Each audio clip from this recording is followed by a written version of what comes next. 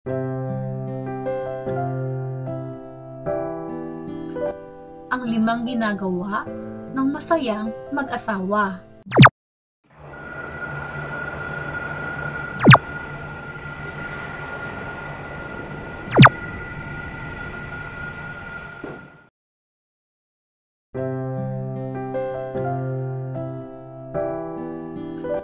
Ang 5 ginagawa ng masayang mag-asawa.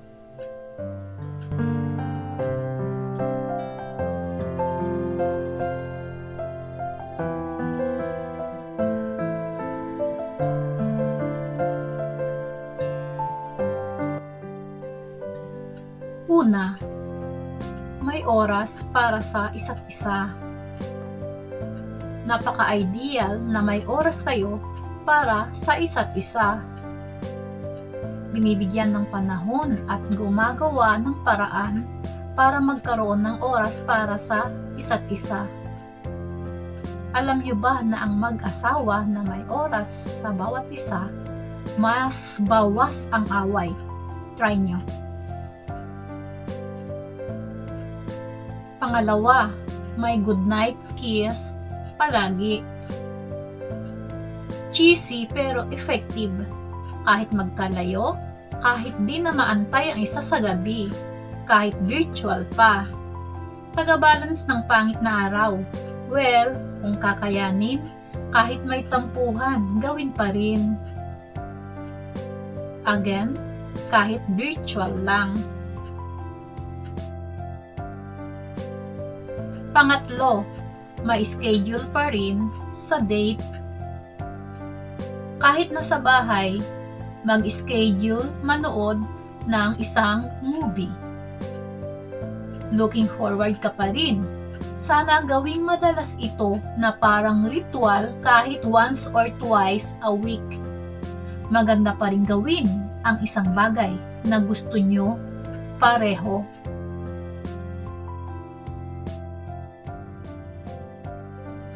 Pang-apat, tumawa ng sabay.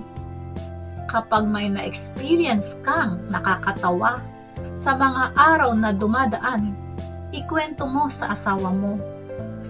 Kahit saan pa ito nangyari, sa mga lakad, sa mga kaibigan, o kaya sa pamilya mo. Pwedeng pagtawanan ng sabay, lalo na kapag nakakatawa naman talaga.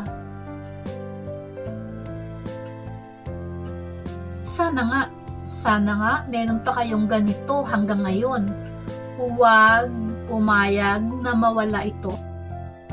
Tandaan, pagtanda nyo at hindi na kayo makatravel, ito ngayon ang mga babalikan nyo na pwedeng pagtawanan ng ilang beses.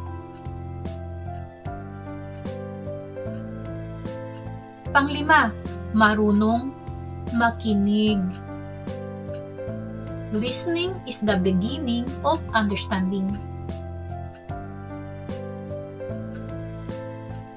Ang mag-asawang marunong makinig sa bawat isa ay walang masyadong issue sa buhay. Practice na nila ang pag-uusap at nadala na nila sa napakahabang panahon ng kanilang pagsasama.